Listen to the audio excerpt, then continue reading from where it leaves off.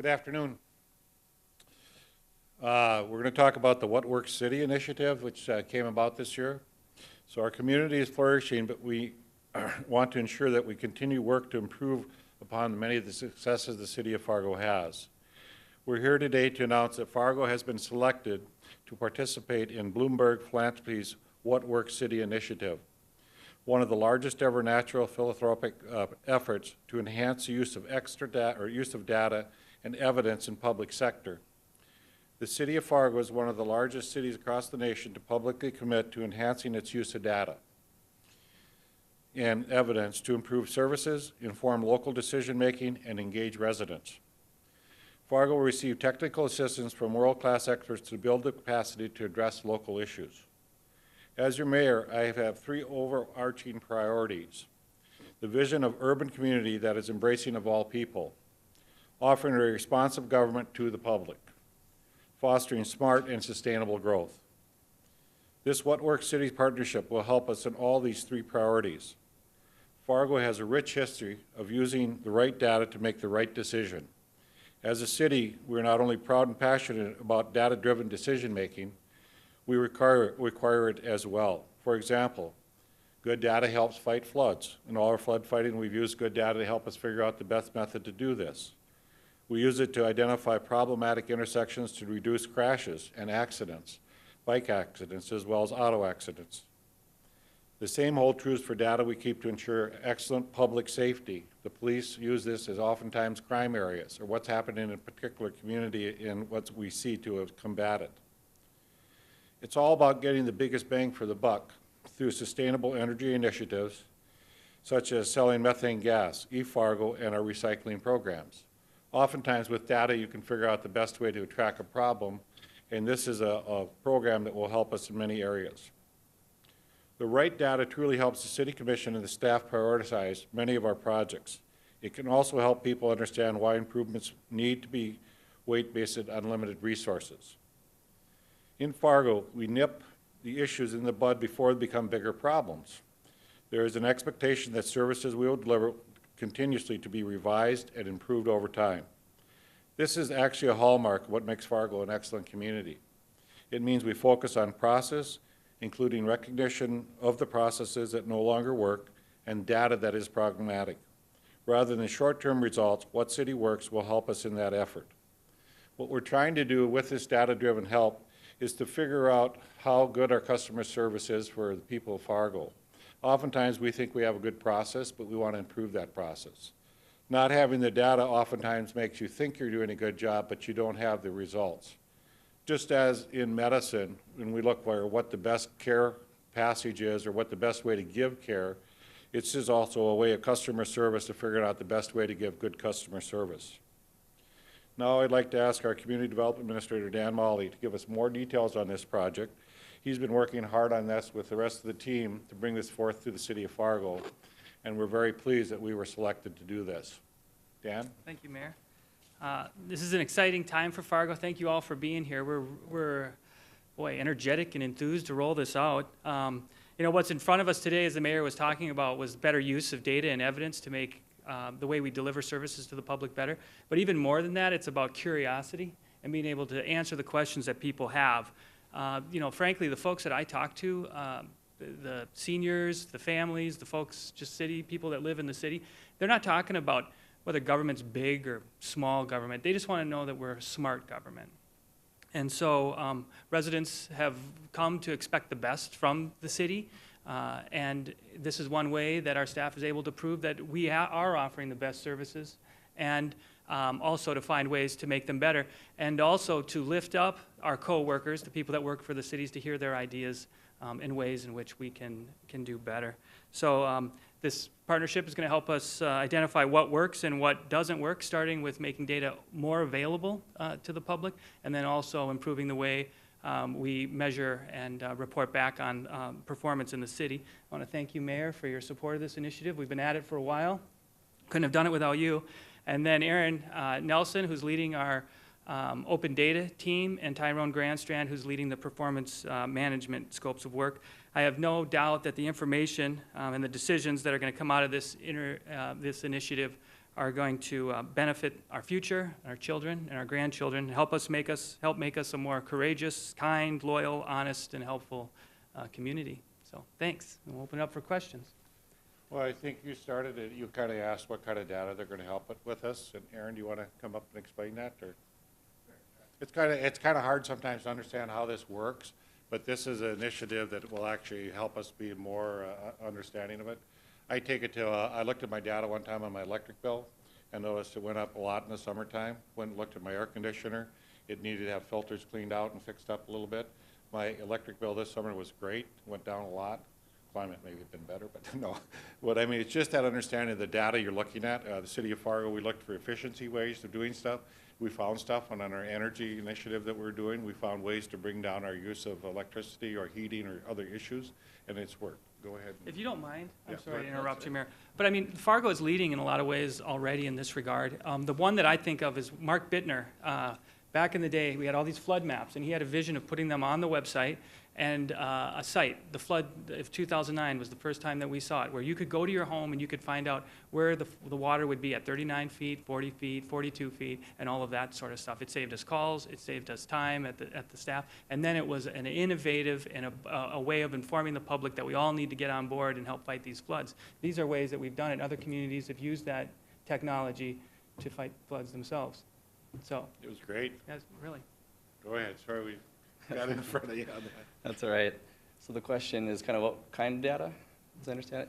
So there's, just to maybe start off with a broad picture, there's kind of two prongs to this. One prong is the first prong is the open data side of things, and that's kind of what I'm working on. And that is kind of unlimited in scope as far as what kind of data can be included in that. The idea behind it is to develop a policy for the city of Fargo as far as how we will handle open data both now and into the future.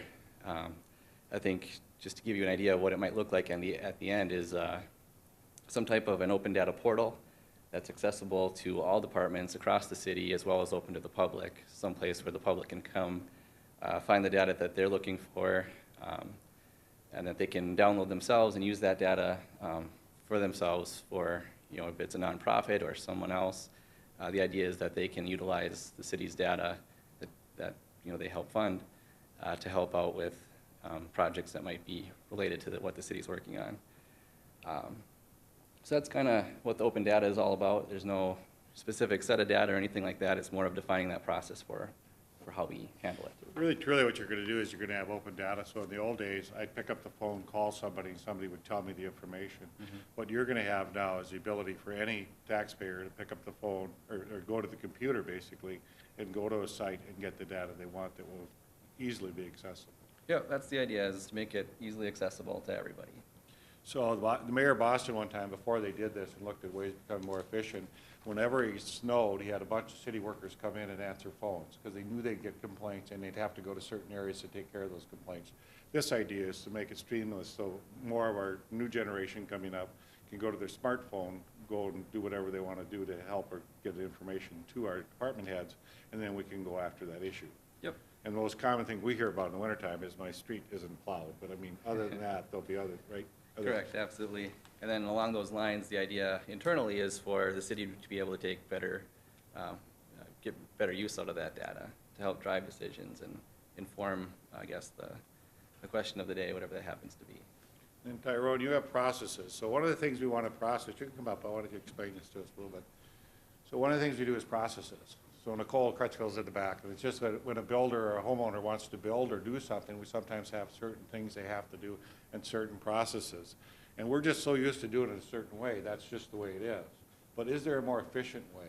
So we did the one-stop shop to try to just get people to set up a new business in this community. But it's also a question that you're going to help us look at our processes. Why do we do this? Can we do it different? And the reality is a lot of stuff is on a plat or on paper. There's a variety of things we do that we just traditionally always done. The idea behind process is what? You can explain. Sure. Yeah. So performance management or performance analytics is looking at some goal that we have. For example, Mayor Mahoney has talked about affordable housing and making Fargo more affordable. And so we can have that as a goal, measure things like how much are home prices, how much is rent, how much are utility costs, how much is transportation, and we can compare that to area median income And then we look for ways to impact every one of those things. So what can we do to make housing more affordable? What can we do to make transportation more affordable, utilities less expensive?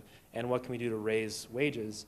And so when we all get together to try and poke at all these things, we have this big indicator that we're trying to drive, and that in this case would be an affordability index. But you can do that for every area of the city government, whether it's how we do services like snow removal, how we do things like crime prevention and policing, and of course how we do things like make sure that Fargo is affordable. And I think one of the things we talked about the other day is that sometimes I think, and one of the commissioners thought maybe $500 a month was reasonable for an apartment. And I think, Dan, it's either $750 that's a minimum or something like that.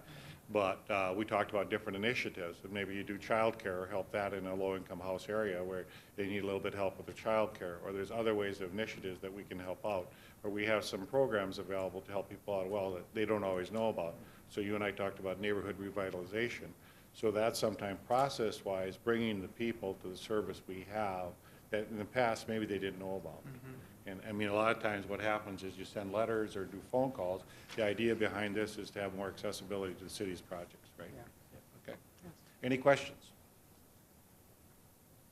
I noticed Commissioner Strand walked in. John, you think it'd be a great idea to have more affordable housing, right?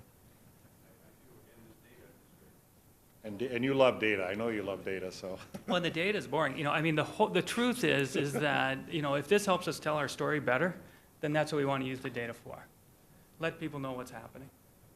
What exactly is, what works cities going to help you guys with? What kind of experts are they bringing in that will help you with this process? Well, we're on a 120-day cycle as we initiate here. There's weekly meetings and then monthly check-ins. One of the things, frankly, is to establish a data governance policy, a policy by which we use data in the city. So we'll have that. We'll bring that to the city commission. There's a work group that's on it. And then people will have an understanding of what data is available, what data is, where. But Aaron and Tyrone are working with who? They're working with the University of? Sure, yeah. The Center for Government Excellence at Johns Hopkins University, a leader on this, is the technical assistance team that we're working with. So we visited with them initially to set up priorities and what we wanted done, and so that's what we're starting with, and we continue to communicate. So it brings that expertise to us, and oftentimes the ability is we do things, they have the expertise to say, hey, they tried this in another city, here's what worked, or they tried this somewhere else, and the idea is to share that data or share that. And maybe we think we're pretty modern, we think we got a lot of stuff done, but in some ways we learn as we go through this, so no, you could do it a different way. So the idea is John Hopkins would help us in doing that. So it's oftentimes becoming more aware of what else is out there and what else works. And the Fargo One app that we did, there's a variety of vendors out there that do something like that. So it's just realizing what works and what might work in our community better. And I think that's all tags with our computers as well. So I assume not all the computers are the same. So in a lot of big cities, you have silos. So you have silos in engineering, planning, different silos, and some of it is how to merge all that data. One reason I asked is some other teams, like the Behavioral Insights team that we listed here, Government Performance Lab at the Harvard Kennedy School.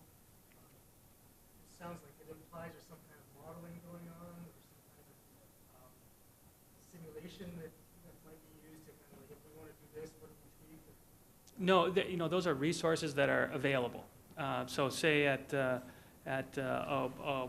monthly checkup last week when we were kicking off here, there was an opportunity to look at how we deliver 911 services. It turns out that there's fatigue among people that work in dispatch centers, and turnover is high, and people, it just wears them down. And so the Behavioral Insights team was offering options, behaviors, treatments for organizations in order to improve quality of life among people that are doing dispatch. So those are resources that are available. Even more so would be the resources of the other What Works cities. There's a network that's connected. So if we have questions about one thing or another, we can reach out, and use data to deliver services better. So that's something you sometimes would look at the fatigue of a 911 operator, but that's very important so you don't miss a clue when somebody's calling in. So a lot of that is maybe things we hadn't looked at before. Sometimes it's the shifts we put our police force on. Is it better to have this type of shift or a different type of shift? So most of the police force has to chart for an hour after they're done off shift. So if you do a 12-hour shift, you're really extending them to 13 hours. So it's the reality of looking at those things and what might work better. We just talked about the ambulance crew the other day, And what they're finding is their peak times. So maybe we can have more ambulances available between the hours of 9 a.m. and 9 p.m. because it peaks about 9 to noon and 1 o'clock, something like that. They have a great amount of calls during that time. And then they have a great amount of calls at another time later in the afternoon. They don't have a lot of calls at 1 or 2 in the morning. So our community goes to sleep, and heart attacks and such, a lot of that settles down. Other things settle down as well. So it'd be looking at that data. Maybe you need to have more people on this time or this shift, and here's where more of your calls are. They're over here because you have an elderly population in North Fargo, or you have a youthful population, or where are the elements happening. So this would look at that and make suggestions. So oftentimes the ambulance squad hadn't figured that out. Now they figured it out. Instead of having 7 squads on, they have 9 squads on. So we're hoping with that data, that's what we're going to get out of that, is where do we need the help and where do we need to get things done quicker or whatever. We didn't know some of those things before because you didn't always merge accidents with what's going on, or is it count because you have less people around. And I think you remember the study we had in the Roosevelt neighborhood of lighting, having more lights in certain of the neighborhoods, and that's a crime watch, crime number, those types of things. And can we improve the safety in that part of the community with more overhead lights? So that's some of that. Any other questions? You guys all understand it? Sounds interesting, doesn't it? It does. Okay, now what we'll do is we'll challenge Dan to come back in 6 months and tell us what we've learned. That would be great. You know, I can't help it but think about, you know, we spend a lot of time talking about private innovation and entrepreneurship and the like, and what's happening here is public innovation in the greatest way. And so we're really looking forward to getting started. 6 months. 6 months, we'll be here. Okay, We'll be ready. thanks. Yes, sir. Do you guys plan on looking at user interfaces? Because, you know, you guys have great data, but sometimes it's a little hard, I think, for a person who just not general public to understand. I actually have to ask questions all the time as to have, what does this data field mean? I don't understand what this, how to, got this information. Yep, certainly. As far as the interface goes, that's certainly part of the conversation. You know, we're very early on in the process right now, so we don't have any, you know, preconceived notions of what that's going to look like. But certainly the ability for the public to utilize that data in an effective way is something that's very important. And public input as part of this process is important as well. So. They're supposed to make it so simple so I even can do it. So that's what they're supposed to do. And, you know, general public is that. I mean, can you get in on it? And I think what our expectations, if it gets too clumsy, we don't like to do it. So we're going to have to do some of that. Mm-hmm. I liken it to when I turn my 14-year-old and say, don't you get it? And he says, Dad, I don't understand it all. And I kind of like we're two different worlds sometimes, but it's really true. He'll go to a computer app and then he'll understand it better for what we're trying to teach him. But I sometimes bring it to that. If he and I both can't understand it, then it's probably too complex. Thank you, Mayor. Appreciate your. Thank you.